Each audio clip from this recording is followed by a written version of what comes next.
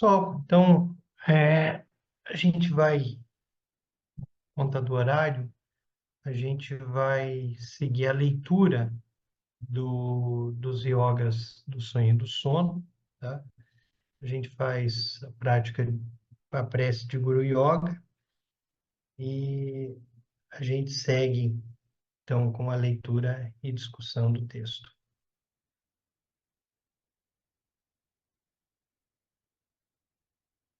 Na coroa da minha cabeça, o palácio da grande bem-aventurança. Rezo a ti, benevolente lama raiz, ó precioso. Conceda-me as bênçãos de reconhecer a minha verdadeira natureza como Buda. Da coroa da minha cabeça, o palácio da grande bem-aventurança. Rezo a ti, benevolente lama raiz, ó precioso. Conceda-me as bênçãos de reconhecer a minha verdadeira natureza como Buda. Da coroa da minha cabeça, o palácio da grande bem-aventurança. Rezo a ti, benevolente lama raiz, ó precioso. Conceda-me as bênçãos de reconhecer a minha verdadeira natureza como Buda.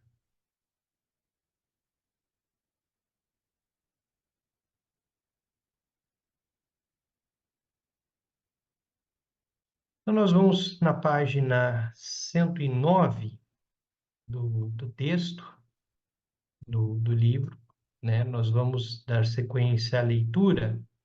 Nós entramos no capítulo 10, Visão, Ação, Sonho e Morte. E voltamos ao tema da morte, né? Nesse trecho, nós vamos ler aqui pouco mais de 2 páginas, talvez 3, em que o Tantra Mãe aponta novamente para essa questão e essa relação entre o sonho e a morte. Então, lá na página 109, o texto começa assim: do Tantra Mãe, do Magyud. Aquele que não está lúcido na visão, não estará lúcido no comportamento. Aquele que não está lúcido no comportamento, não estará lúcido no sonho. Aquele que não está lúcido no sonho, não estará lúcido no bardo da morte. Tantra Mãe, né? Magyud. Então, aqui, de alguma forma, retoma a discussão do texto anterior e do momento anterior, em que a gente falava da experiência da Usa Rintiansal e de tudo que ela vai vivendo ali no bardo da morte, né? Das experiências em que a lucidez não surgiu. Ela está vendo tudo, está sentindo tudo, mas não tem lucidez, não tem consciência. Então, percebam que a consciência não é somente saber que se está num determinado lugar, porque ela sabe que aquilo ali é a aldeia dela, ela está vendo, mas ela não está consciente daquilo, ela não está presente no bardo, ela está presente naquilo que ela vê. Então, e é essa a questão, ela está presente somente nas experiências, e essas experiências são projeções da própria mente. Então, há um contexto de visão, mas esse contexto de visão, que não é necessariamente o que a Usa Rintiansal está vendo ali, logo após a morte, tem uma visão. Mas o que o Rinpoche está chamando a atenção é para uma espécie de visão da visão. É algo que precede esse ver. Né? E ele já começa explicando de que visão ele vai falar. Visão, nesse contexto, não se refere apenas aos fenômenos visuais. Porque essa visão, a Usa Rintiansá vai estar tendo, essa visão nós temos no dia a dia. A gente bate o olho e vê as coisas. Visão é toda a percepção, sensação, pensamento e emoção que surgem na consciência, a totalidade da experiência, a experiência como um todo, diz visão.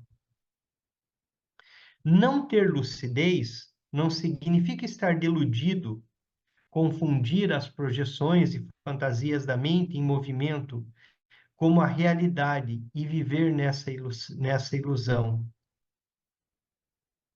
Não ter lucidez na visão significa estar deludido, confundir as projeções e fantasias da mente em movimento com a realidade e viver nessa ilusão. O que é interessante do sonho e também do bardo é que tudo aquilo que está surgindo a partir da usa Rintiansal, ou a partir de nós no sonho, nós acreditamos que tudo é realidade. Então nós ficamos deludidos, nós ficamos acreditando que aquelas imagens, aquelas percepções, tudo aquilo que vem, que surge, é real. Então, isso mostra o quanto nós nos confundimos com a fantasia da mente em movimento, né? Da superfície da mente. E acreditamos que aquilo é realidade, tanto no sonho como aqui, no estado de vigília. Empurrados de um lado para o outro, por desejo e aversão, lutando para obter prazer e tentando evitar a dor, nosso condicionamento determina as reações que temos ao encontrarmos fora e dentro de nossas mentes. Isso é não ter lucidez na ação, no comportamento. Porque uma vez que não tem lucidez na visão, naturalmente não surge lucidez no comportamento. E aí, como não há lucidez no comportamento, o comportamento vai derivar dos venenos, da raiva, do apego, da inveja, da ignorância. Então, como não percebemos tudo como puro, e nossa visão fica apegada ou fica nos fenômenos visuais, não está dentro, está fora, está na projeção, imediatamente não conseguimos ter lucidez nos nossos comportamentos. E por não termos lucidez nos nossos comportamentos, nós nos perdemos em nossos comportamentos. E como o próprio texto diz, nós somos jogados de um lado para o outro. E nesse jogados de um lado para o outro, nós vamos evitar a dor e buscar o prazer, né? Sempre evitar ali por meio da aversão e desejar, né? Por meio do desejo, do fenômeno do desejo, do veneno do desejo. Por exemplo, se alguém diz algo negativo, ataca você, desafia, fere ou rejeita, você fica imediatamente preso em sua história e reage a partir do seu condicionamento, ficando zangado, defensivo ou ferido, ou mesmo atacando, né? Simplesmente atacando. Então, nós fazemos isso o tempo todo, porque nós não conseguimos perceber tudo como puro. Então, se a pessoa diz algo negativo em relação a mim, em relação a você, imediatamente o apego à identidade, o apego ao eu, o apego ao ego, vai fazer com que surja a necessidade de se defender, né? Então, ficar zangado, defensivo, ferido é uma reação, né? É uma reação a esse ataque. Você perde imediatamente a conexão com a lucidez clara. Não tem mais a sensação de espaciosidade dentro de você. Por que não tem mais a sensação de espaciosidade? Porque ela foi ocupada pela raiva.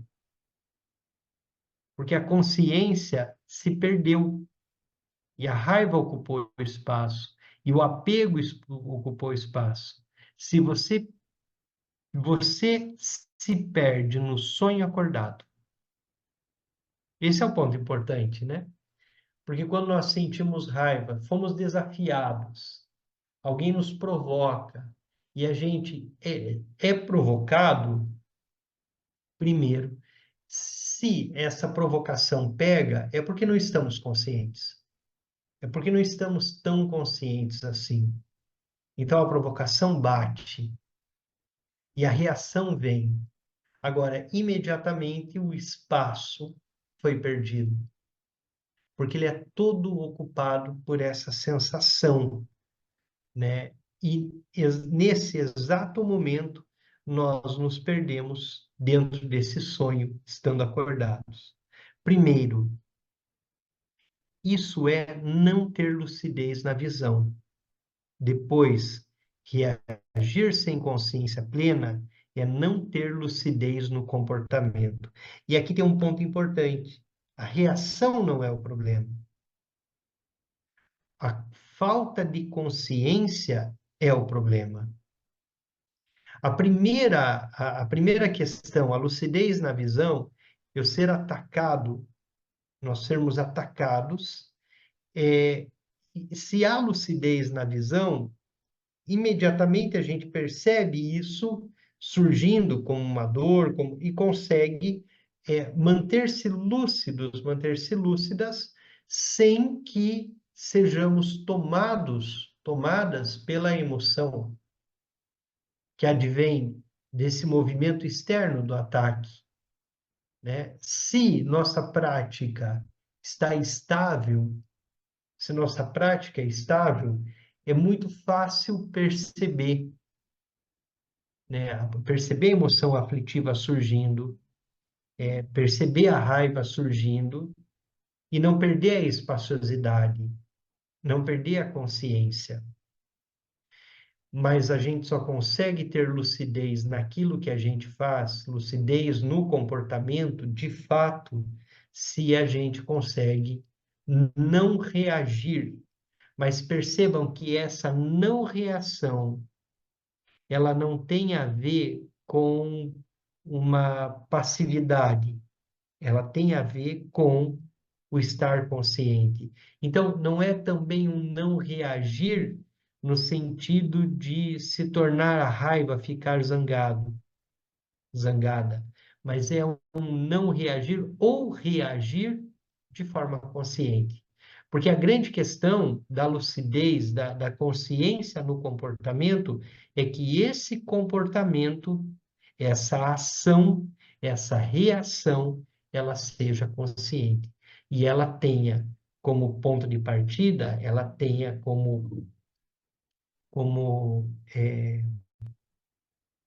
base a própria consciência. Então, é possível que a gente seja muito duro numa ação e tenha como resposta uma resposta irada, diferente de raivosa.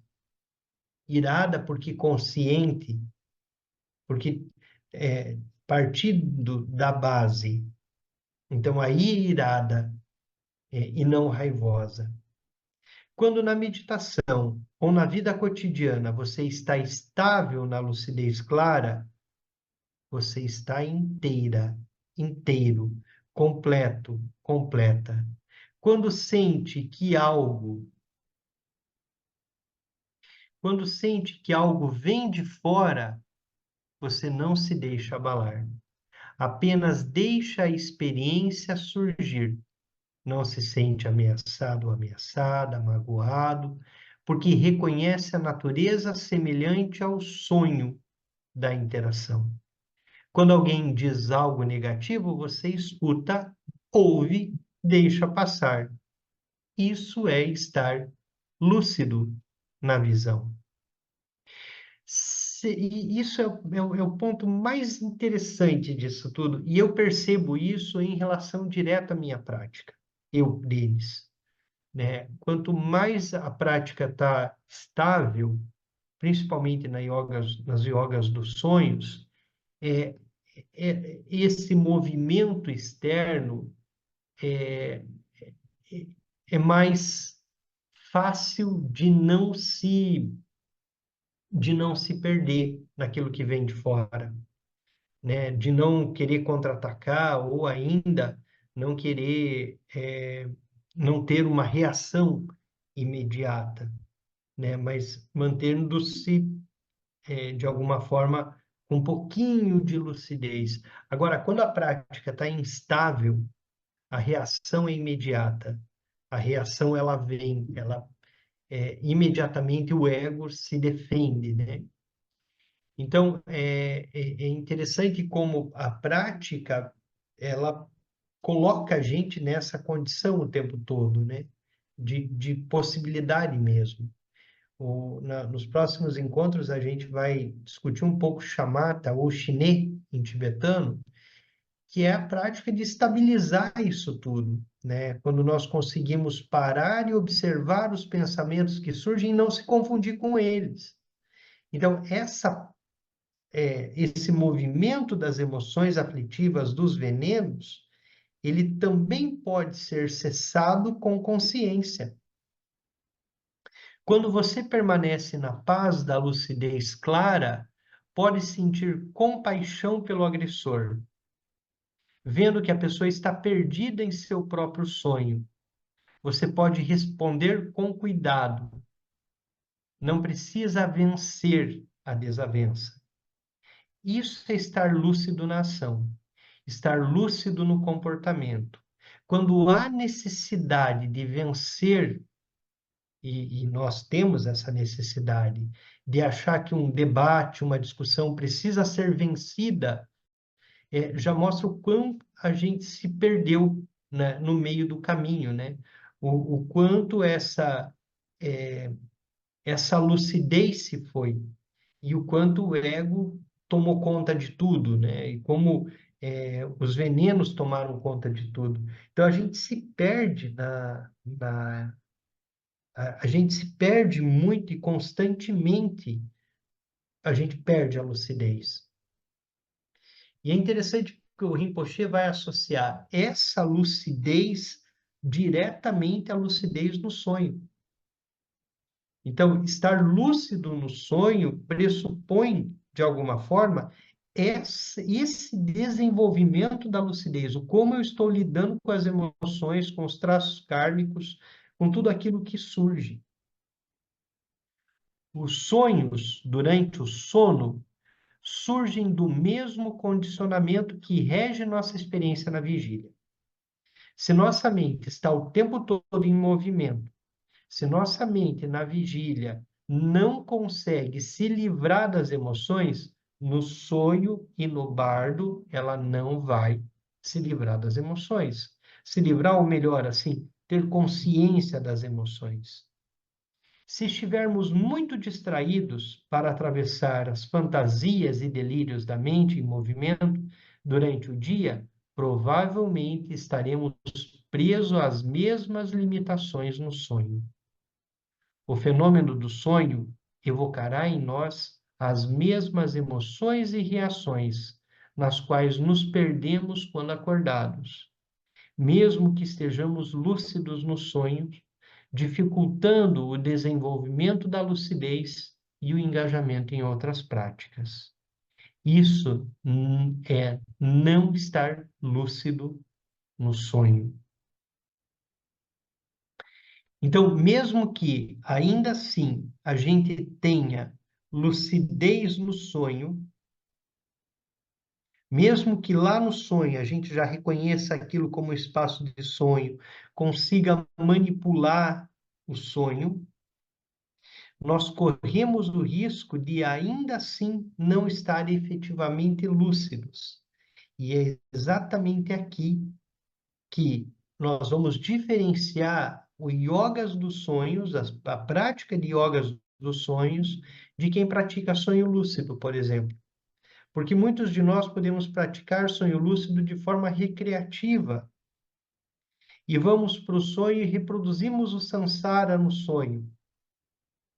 Então, estar lúcido no sonho não é só essa lucidez trivial, né, de uma manipulação do sonho pela manipulação do sonho, não diz da lucidez do comportamento, não diz da lucidez da visão, não diz da lucidez do sonho.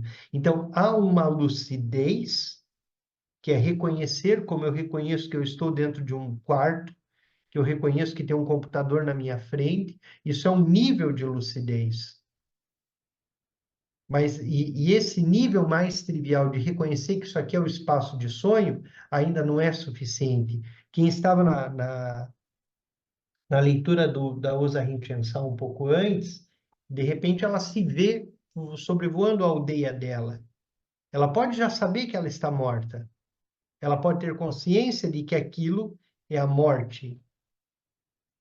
Mas isso não quer dizer que ela tem consciência da consciência. Então, há um nível da consciência que é esse nível trivial, que muitas vezes no sonho a gente nem chegou nele ainda, nem consegue perceber que aquilo é um sonho, mas que, na medida em que nós desenvolvemos e permanecemos mais conscientes, nós conseguimos ir criando esse espaço e essa abertura, que o Rinpoche chama atenção lá no começo do texto, quando ele diz: você perdeu o espaço.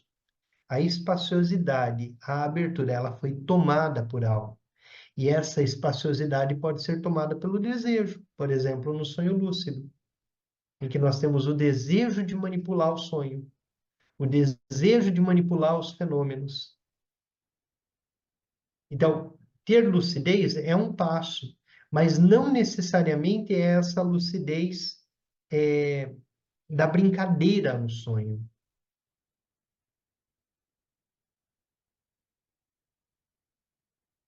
À medida que praticamos o yoga dos sonhos, trazemos continuamente a consciência para o momento imediato da experiência enquanto estamos acordados. E esse é o ponto, né? Nós desenvolvemos a lucidez no sonho na medida em que nós também desenvolvemos a lucidez no estado de vigília. Conforme desenvolvemos mais consistência, essa lucidez será encontrada no sonho. Enquanto estamos acordados e atentos ao momento, praticamos respondendo ao que surge com habilidade. Com o tempo, podemos fazer o mesmo no sonho.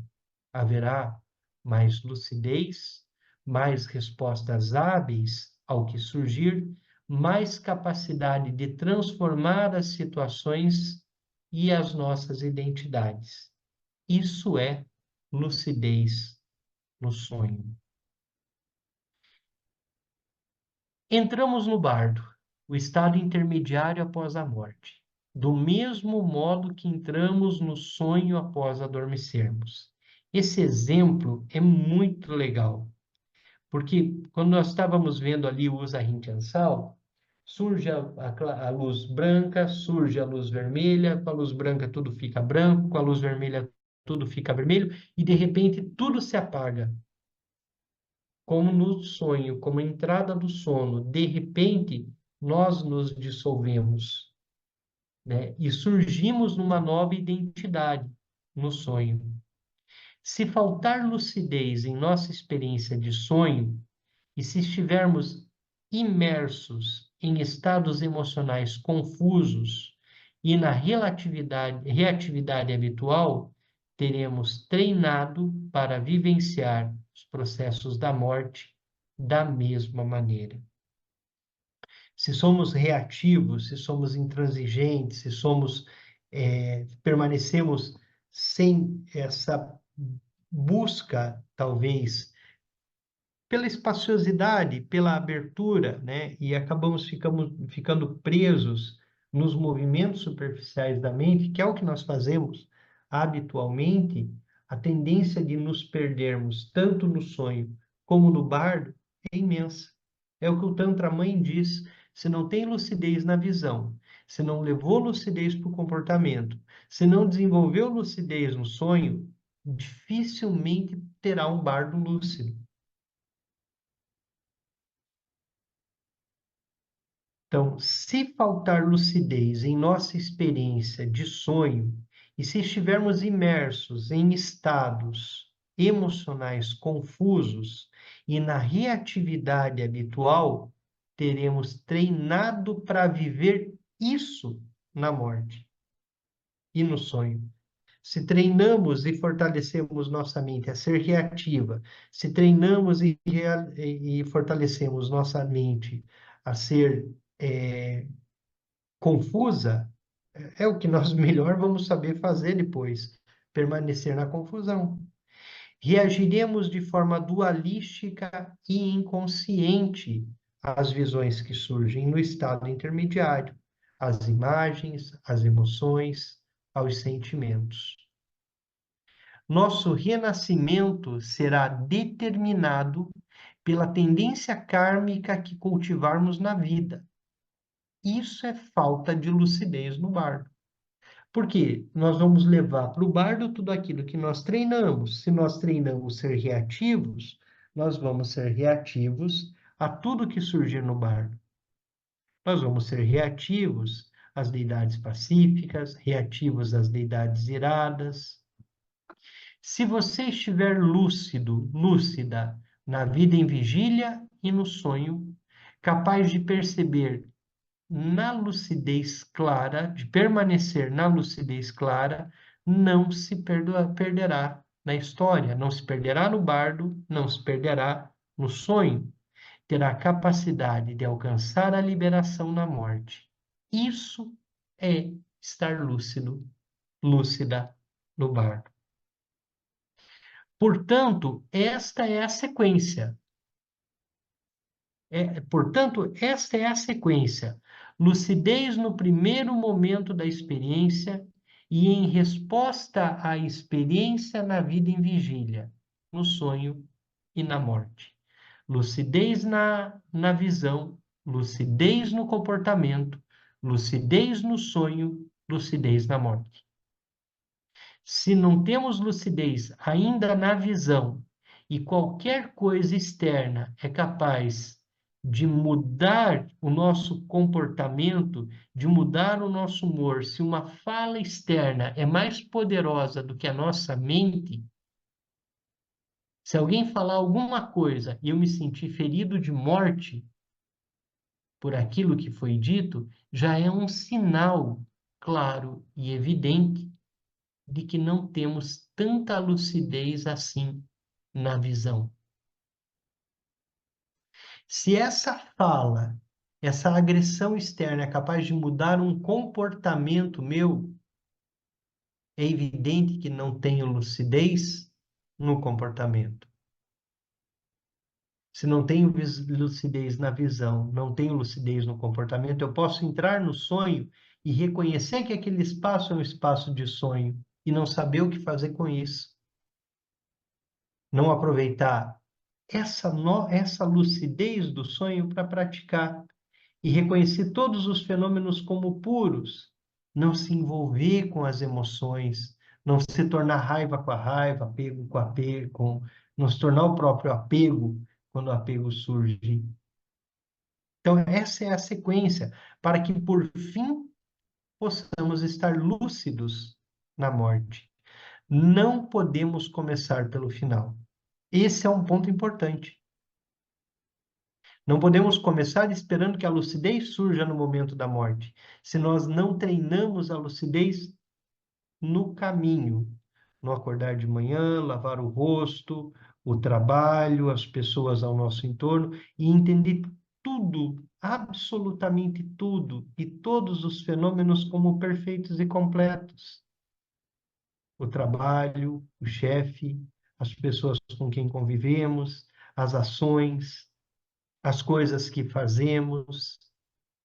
Porque somente quando temos essa lucidez é que a gente assegurará ou terá condições de ter as outras lucidez. Não tem como começar pelo final. Não tem como começar pelo bardo da morte. 3 deles podemos praticar hoje, já.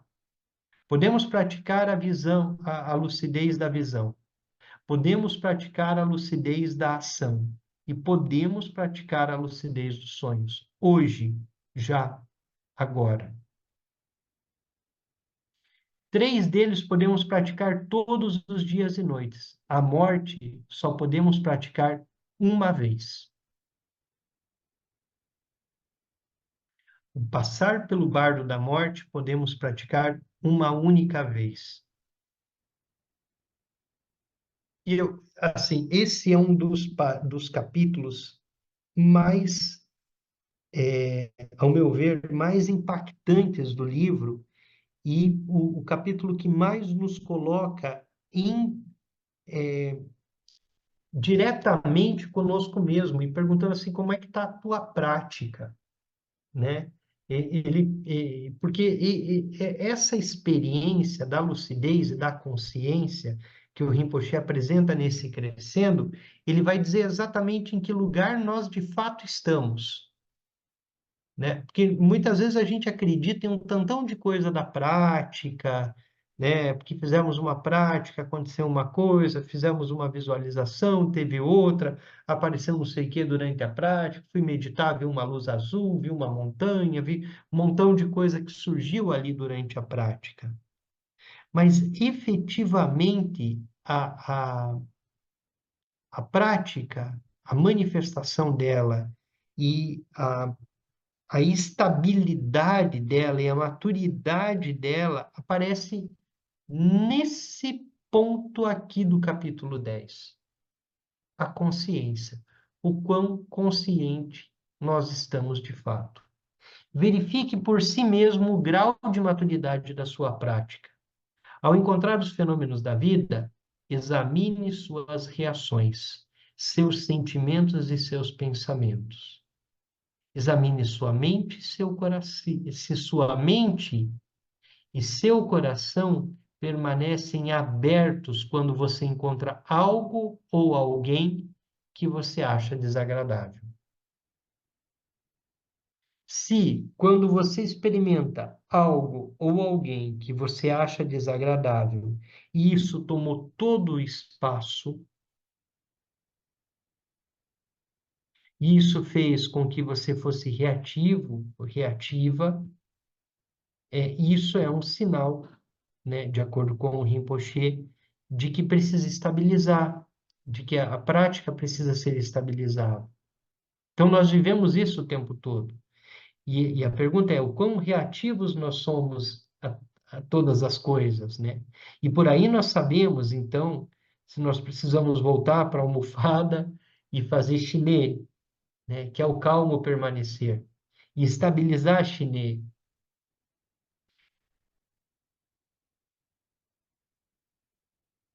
Sua mente e seu coração permanecem abertos quando você encontra algo ou alguém que você acha desagradável? Você é lançado, lançada em estados emocionais negativos pela atração ou pela aversão? Ou consegue manter uma presença lúcida e estável nas diversas situações? A prática do Yogas dos Sonhos cultiva a estabilidade da lucidez necessária para se libertar do condicionamento e da reatividade. Desenvolva a estabilidade da lucidez durante o dia e você permanecerá cada vez mais e você desenvolverá cada vez mais estabilidade e lucidez à noite. Seus sonhos se transformarão de maneira extraordinária. E toma a liberdade ainda de fazer um complemento, né, se é que é possível, mas se essa estabilidade chegou no sonho, essa estabilidade poderá ser experienciada no bardo. Mas a estabilidade diz exatamente da manutenção desse espaço consciente, sem se confundir com a ignorância, com o apego, com a aversão, com o orgulho, com a inveja, né? Sem se confundir com tudo aquilo que surge. E os ensinamentos dizem que nada pode ser tão poderoso ao ponto de fazer com que minha mente se movimente. Se tem algo fora de mim que é capaz de mudar o meu humor, de mudar os meus padrões, de fazer com que eu seja reativo, é exatamente por isso que eu preciso praticar mais, né?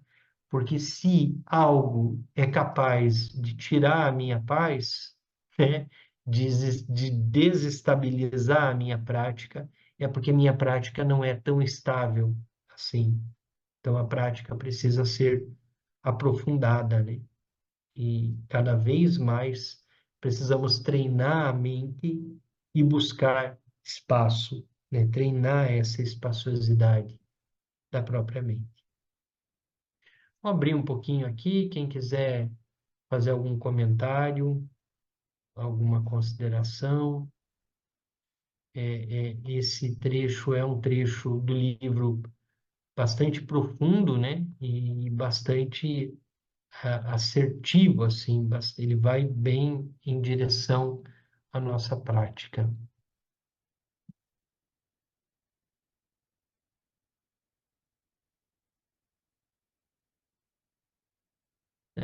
Tem aqui a Lainha Almeida, fez um comentário no chat. Vi o Bar do Todol há alguns anos e na época tive alguns insights que senti que me ajudaram. Então, esse ano comprei o livro Yogas dos Sonhos, né, de Tenzin Rinpoche, e senti vários sinais da morte, e experiências psicológicas bastante intensas e similares às escritas no Bar do Todol, de dissolução do ego, etc. Ao apenas comprar e iniciar a leitura do Yogas dos Sonhos, parei os estudos do livro, me afastei dele e demorei alguns dias com meditação diária, sentado e caminhando.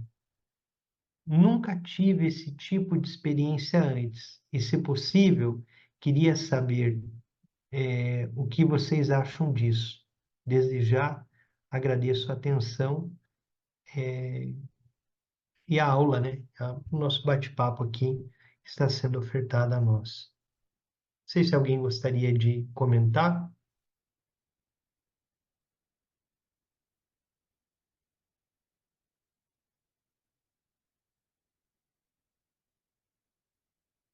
De alguma forma, nós nos conectamos a algumas práticas, né? E aqui você traz as experiências e sua experiência de meditação, né? E como isso tudo foi, de alguma forma, mostrando tua prática e apontando um caminho, né? E esse tipo de experiência, ela talvez tenha a ver mesmo com a conexão, né, Alain? A conexão que nós temos com a nossa, com a prática. Às vezes a gente leva muito tempo para encontrar uma prática na qual nós vamos nos vincular e qual vai ser a prática principal em nossa jornada, né? Mas quando nós encontramos os frutos, são rápidos, o progresso é rápido. Então, me parece que bateu, assim, né? Que você teve alguma conexão mais profunda aí. Ana e Paulo, Primeiro, obrigada, Denis. Sempre fico muito feliz em ter em poder ter esse compartilhamento com todos e com você, com a sua experiência. Mas eu gostaria que você me elucidasse de novo, assim, sobre a questão da lucidez, a diferença, né, da lucidez da visão, da lucidez do comportamento, para se ter, então, a lucidez do sonho e finalmente no bardo, né? Eu estou em dúvida da lucidez da visão e do comportamento. a, vamos lá. É, a gente poderia explorar a visão, a lucidez da visão de uma forma, passando por vários pontos, bastante ampla, porque essa lucidez da visão, ela vai desde o reconhecimento de todos os fenômenos como perfeitamente puros, como iluminados em si, né? Que é de uma profundidade bastante grande isso, né? Que está conectado diretamente à, à experiência pura da natureza da mente, da abertura. Então, a lucidez da visão é que vai te permitir, por exemplo, reconhecer um agressor como perfeito e completo, Ou ainda, como se diz, né, para um Buda, lama e ouro é a mesma coisa, ele não vê um como melhor que o outro, um como mais precioso que o outro. É claro que isso a gente está indo num nível bastante desenvolvido da prática, mas a visão pura, e como o Rinpoche dá um exemplo bastante simples, né? Alguém que me agride, que de repente fala uma coisa para me agredir, né? Se a visão tá desenvolvida, a lucidez da visão está desenvolvida, e visão não é só o olhar, mas a visão é toda essa experiência mais externa, vamos colocar assim, né? Essa experiência mais externa, porque a gente vai caminhando de um externo para uma prática, para um interno, para um secreto. Então, se uma pessoa, de repente, tenta me agredir e me diz algo, se minha prática está estável e eu tenho lucidez, eu até ouço isso e acolho, mas não necessariamente isso me fere, não necessariamente eu vou ser reativo, né? Porque o fato de ser reativo não significa, ou melhor, o fato de não reagir não significa que não feriu. Então, a lucidez da visão pressupõe ainda que não fira. Então, a gente ouvir e entender isso como espontâneo, que não fere. Mas é claro que não somos Budas, né? Então, a nossa reação muitas vezes é rápida, porque tem a não reação, mas tem também o ser incapaz de ferir. A lucidez da visão é isso que vem, que pode agredir e tudo mais, é incapaz de ferir. A lucidez do comportamento diz da reação, né? Então, diz da reação. É claro que não tem muitas vezes como a gente separar uma coisa da outra, né? A gente tende a didaticamente separar a lucidez da visão, da lucidez do comportamento, da lucidez do sonho, da lucidez do bardo. Mas quando a lucidez da visão surgiu, naturalmente ela se torna comportamento, porque o comportamento é lúcido, o comportamento é consciente. E é o que diferencia a nossa ação ordinária, a nossa ação no dia a dia, da ação de um Buda. Que um Buda é capaz de agir com compaixão no momento que tem qualquer fenômeno, mas também é, de forma lúcida, capaz de agir com ira para corrigir, para, né, para trazer para o caminho, para apoiar. Então, a ação lúcida, ela pode ser irada, ela pode ser incompassiva, ela pode ser incrementadora, mas toda ela é pura. Toda ela é pura. Ela não tem uma outra intenção. Ela é pura. Não sei se ficou mais claro, Ana. Eu consegui rever os conteúdos. Sim, sim, ficou bem clara. Obrigada, Denis. Obrigado. Eu que agradeço. Adalto, Olá, boa noite. Obrigado aí, boa Denis, noite. por esse tempo precioso aí de ensinamentos e roda de conversa, né? Tão bonita. Quando eu estudei os Sonhos Lúcidos de Yoga Tibetano dos Sonhos, do Lama Wallace, eu me lembro de uma frase dele bem interessante, assim, né? Que quando a gente atinge shamatha, ou no caso chiné, estabilidade, né? Na prática de meditação, o sonho lúcido vem por naturalmente, né? Ele surge naturalmente, né? E aí, de alguma forma, surge talvez um obstáculo aí, né? Porque atingir estabilidade em Shavata não é uma coisa fácil, né? De se conseguir, ainda mais nesse mundo ocidental e como que a gente se movimenta e pouco tempo de prática de fato, que poderia ajudar a estabilizar, né? Então, qual seria a sugestão aí, né? Considerando essa dificuldade de efetivamente adquirir essa estabilidade, né? De se conseguir a visão, que me parece que não só a estabilidade, mas também a visão atingida, né? Que seria uma visão de praja, né? Uma visão de praja paramita, também conseguiria ter essa lucidez, né? E até mais que a lucidez, eu acho aí, assim, a, até os sonhos mais de claridade, né? Quiçá, né? Então, acho que essa é a questão que eu queria refletir aqui e trazer para você ver se nos ajuda, né? O Adalto, é muito interessante, né? Porque a tua pergunta é a próxima página do livro, né?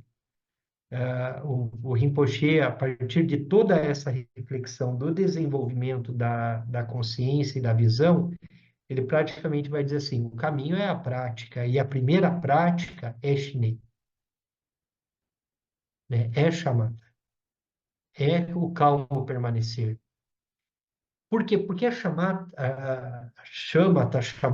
a Shine, ela coloca a gente numa experiência, talvez a mais rica de todas, ao meu ver. Porque ela te coloca exatamente diante dos pensamentos, diante das emoções, diante de tudo que surge, e vai treinar essa mente a não seguir os pensamentos, a não seguir as emoções, mas a acolher todas as emoções, acolher todos os pensamentos. Então, ela vai te treinar exatamente para a visão.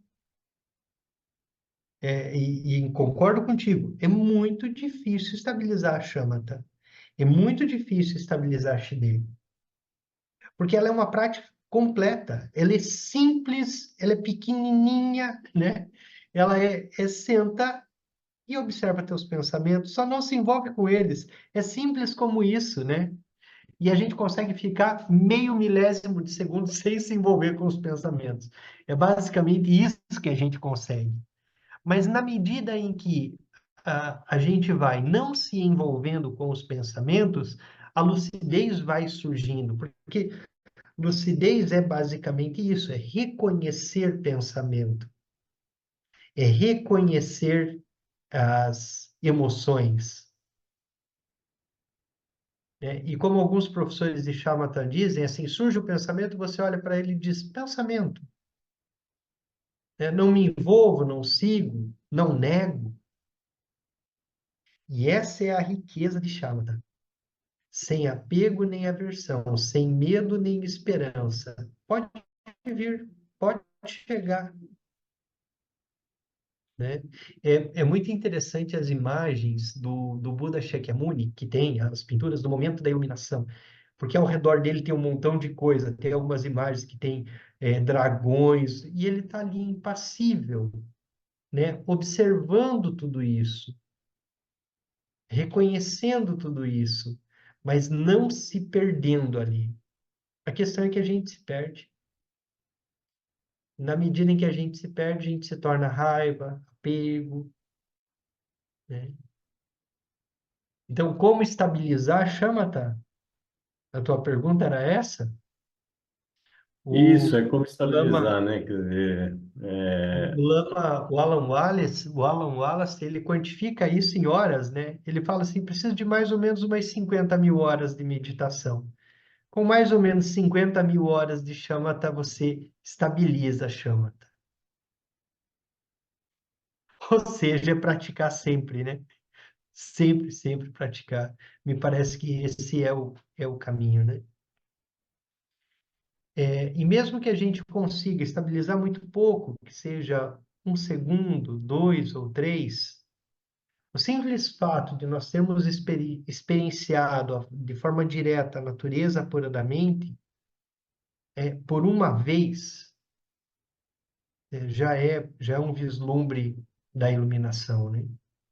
Toda ela, da consciência. Mais alguém, gente? Obrigado, Denis. Obrigado. Vamos fazer a nossa dedicação.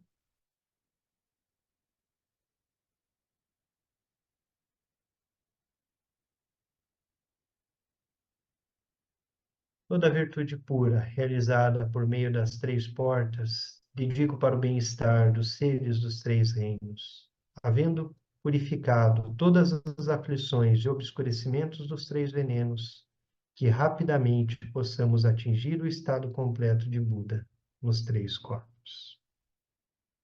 Que Teze Wangyal Rinpoche, nosso professor, tenha uma vida muito longa.